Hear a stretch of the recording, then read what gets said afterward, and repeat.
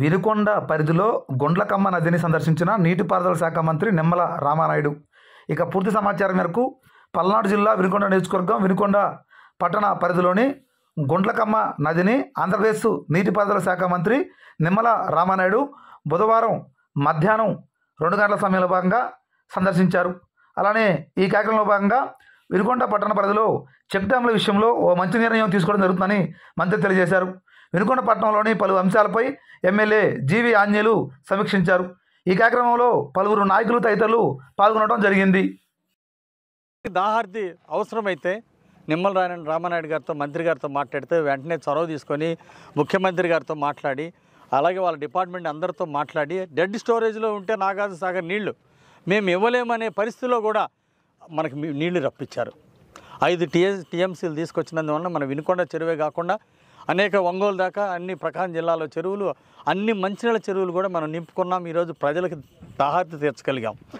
ప్రజలకు దాహార్తి తీర్చగలిగామంటే నిమ్మల రామానాయుడు గారి సహకారం, మంత్రి గారి సహకారం, వారికి ఈ సందర్భంగా ప్రత్యేక ధన్యవాదాలు తెలియజేస్తున్నా. అలాగే ఇట్లా మాకు చెక్ డ్యాముల వల్ల బహుళార్థ ప్రయోజనాలు ఉన్నాయి. ఒకసారి మీరు చూస్తే మాకు సంతోషం. అంటే వారు నేరుగా వచ్చి ఈరోజు చెక్ డ్యాములు పరిశీలించడం జరిగింది.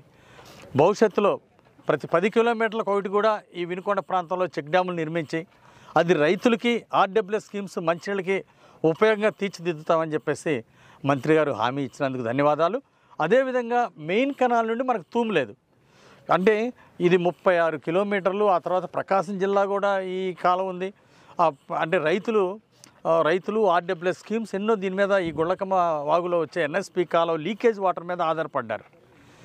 ఈ లీకేజ్ వాటర్ మీద ఆధారపడకుండా భవిష్యత్తులో ఒక తూము కనుక మెయిన్ కెనాల్ నుండి ఒక తూము ఇస్తే ఇక్కడికి ఆర్డబ్ల్యూఎస్ స్కీమ్స్కి మంచినీళ్ళు, అట్లాగే ఇక్కడ పశువులకు నీళ్లు, ఇవన్నీ కూడా చాలా ప్రయోజనం ఉంటుంది. భూగర్భ జలాలు పెంచినట్లు అవుతుంది అని చెప్పేసి మంత్రి గారిని కోరాము. దాన్ని పరిశీలిస్తామన్నారు అధికారులతోటి. భవిష్యత్తులో తప్పనిసరిగా మంత్రి గారి చొరవతోటి మనకి మెయిన్ కెనాల్ నుండి తూము వస్తే అది శాశ్వత పరిష్కారం అవుతుంది. భవిష్యత్తులో గోదావరి నదీ జలాలు తీసుకురావడానికి కూడా ఈరోజు మంత్రి గారు, ముఖ్యమంత్రి గారు సమాలోచనలో ఉన్నారు.